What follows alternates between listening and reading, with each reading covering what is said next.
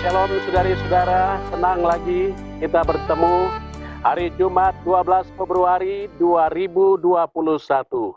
Sebelum kita melanjutkan seluruh aktivitas kita, firman adalah landasan pijak yang paling kokoh untuk saudara dan saya.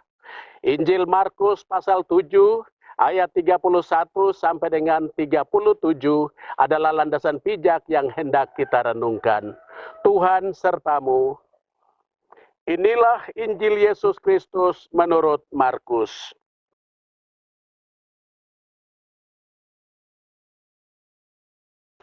Pada waktu itu Yesus meninggalkan daerah Tirus dan lewat Sidon pergi ke Danau Galilea di tengah-tengah daerah Dekapolis.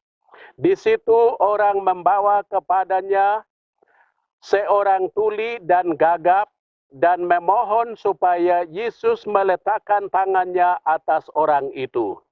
Maka Yesus memisahkan dia dari orang banyak sehingga mereka sendirian. Kemudian ia memasukkan jarihnya ke telinga orang itu, lalu meludah dan merabah lidah orang itu. Kemudian sambil menengadah ke langit, Yesus menarik nafas dan berkata kepadanya, "Efata," artinya terbukalah. Maka terbukalah telinga orang itu, dan seketika itu terlepas pula lah pengikat lidahnya.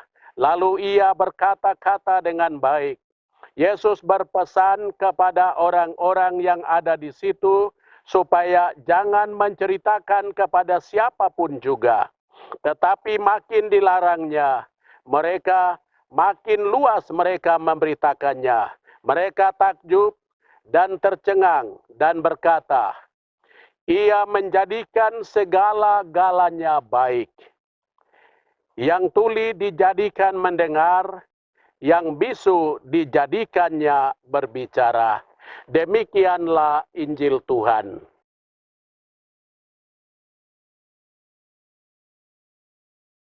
Shalom saudara-saudara, ia menjadikan segala-galanya baik.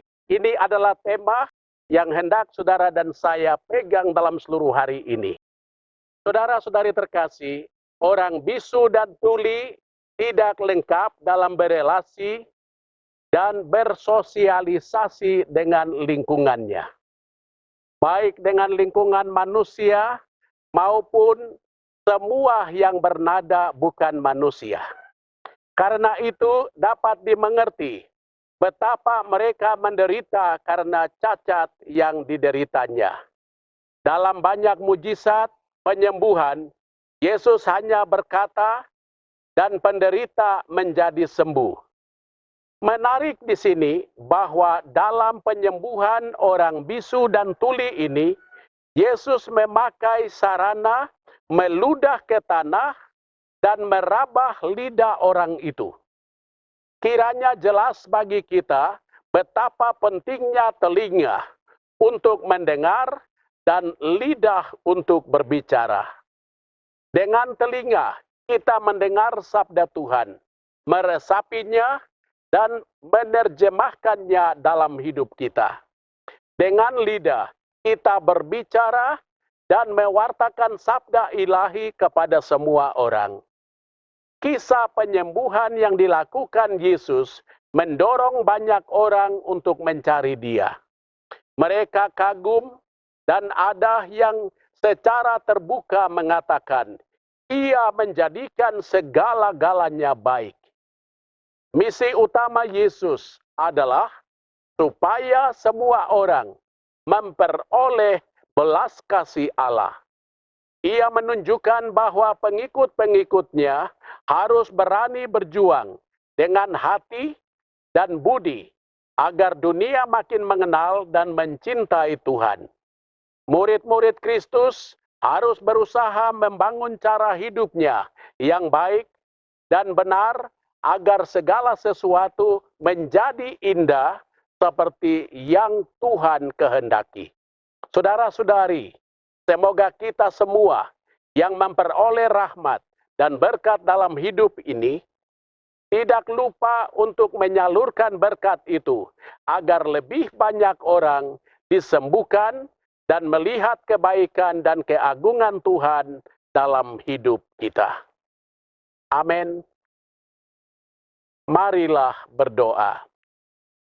Tuhan, terima kasih atas anugerah hari baru. Terima kasih atas perlindungan malam tadi. Terima kasih atas kesehatan badan dan jiwa.